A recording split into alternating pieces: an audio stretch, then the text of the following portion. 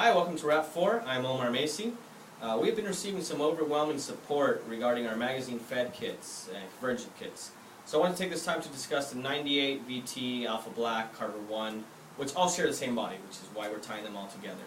If we look at the guns here, we can look at the reasons why we're doing it in the first place, is to convert a Tippmann 98. Now Tippmann 98, keep in mind that it can be any of the Tippmann 98s, even from the very first generations to the most recent Platinum series.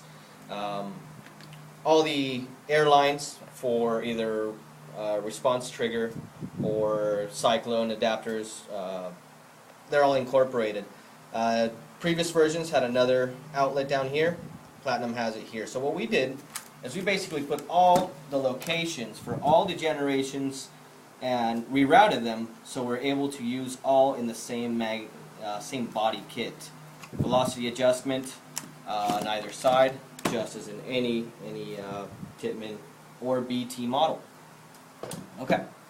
Well, again, the purpose of this is to make these guns into a magazine fed and to do away for those special scenario games and milsim training with the hopper. It's very cumbersome. For left-handed shooters, it's actually quite terrible because they have the hopper in front of them at all times. We've heard a lot of that within our responses on forums.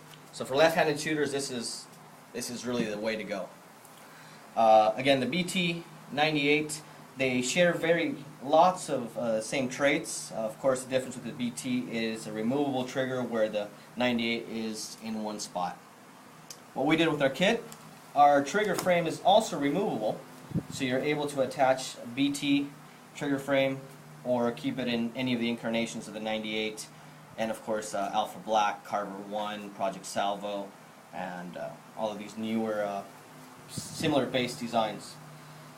Okay, regarding the magwell, we've also had a lot of questions as to why we have such a radical trigger guard. Let me take this time to explain this a little bit. There's a reason why I went with this trigger guard. Primarily, there's a big gap between what is a magazine and the trigger. We can make that and see that very evidently here as a mock-up. I'll put this here, but this is pretty much what it would look like both on the BT and the 98 if you did not have this thing covering here. It's extremely long gap between it, and this is of course based on the way the system is designed and the inlet of the paintballs. You can see this be very much the same, very close to it on the 98. Again, it's a big gap. Okay. Another purpose for this, of course, is since we're closing up the gap already, we are maximizing our use of space. We can't just have, well, we're maximizing the space so you can basically use this for a CQB situation. If you have a vest, keep in mind that that brings it out quite a bit. So it makes it a very ergonomic spot to hold it. It's actually very easy to hold. It has a great balance. Center of gravity of the gun is all right smack in the center here.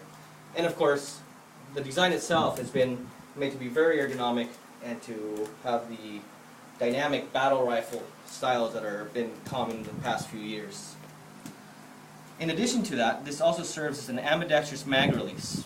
Again, because of the system and how long it is, it would be extremely difficult to reach the magazine.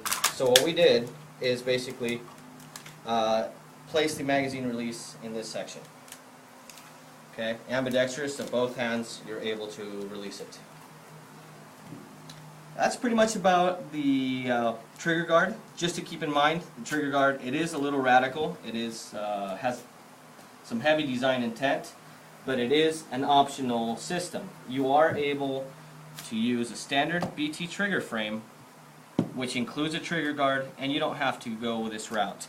Same thing goes for the Tippmann 98. You can use a standard 1911 style trigger guard. And keep in mind that we will be designing other trigger guards so we can better match the look of other popular guns that have been around for the past decades, of course. And airlines. Airlines has been another question that we've been getting quite a bit as to where are airlines located on these kits. And well, we've done a lot of development to place the airlines within the body. So now you're able to have airlines go through the body, into a buttstock where it can be a 13 cubic inch tank, 5-ounce CO2 tank, remote line hose, and so forth. However, you do not need to take this kit. You are able to run the airline down standard ASA to the tank, just like you currently have.